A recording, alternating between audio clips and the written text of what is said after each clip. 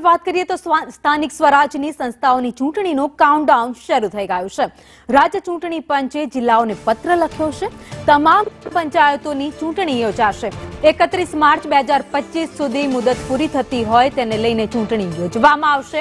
ખાલી પડેલી ગ્રામ પંચાયતની બેઠકો પણ ભરવામાં આવશે। વ્યવસ્થાઓ સુનિશ્ચિત કરવા જિલ્લા કલેક્ટરોને આદેશ આપી દેવામાં આવ્યા છે। તો ડિસેમ્બર અંત કે પછી જાન્યુઆરી પ્રારંભમાં ચૂંટણીની તારીખ જાહેર થઈ જશે। વધુ અપડેટ સાથે સંવાદદાતા હિરેન રાવલ અમારી સાથે જોડાઈ ગયા છે। હિરેન, ટૂંક સમયમાં સ્થાનિક સ્વરાજની ચૂંટણી યોજાશે। તમામ જિલ્લા કલેક્ટરો અને જિલ્લા વિકાસ અધિકારીઓને એક પત્ર લખ્યો છે, જેમાં 31 માર્ચ 2025 સુધીમાં જે ગ્રામ પંચાયતોની ટર્મ પૂરી થાય છે અથવા તો પંચાયતોમાં જે બેઠકોની ટર્મ પૂરી થાય છે એ તમામ ચૂંટણીઓ યોજવા માટે તૈયારીઓ શરૂ કરી છે।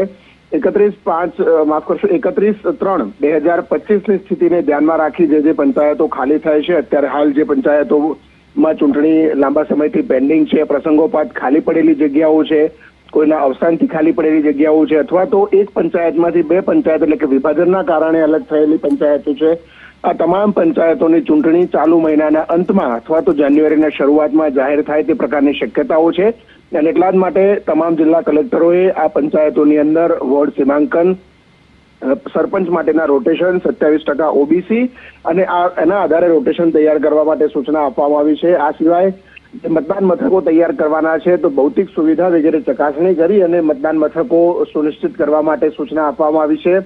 જે મતદાન માટે શાહીનો ઉપયોગ થાય છે એ શાહી પણ જો જરૂર હોય તો એની ખરીદી કરવા માટે એનું યાદી તૈયાર કરવા માટે અને તેનું જે લિટરેચર છે એ લિટરેચર પણ રેડી રાખવા માટે જિલ્લા કલેક્ટરો તરફથી સૂચના આપવામાં આવી છે। અને સીધી વાત છે કે આ પત્ર પરથી સ્પષ્ટ થાય છે કે ચાલુ મહિનાના અંતમાં અથવા તો જાન્યુઆરીની શરૂઆતમાં આ લગભગ 7,000 કરતા વધુ ગ્રામ પંચાયતોની ચૂંટણી છે તે જાહેર થશે।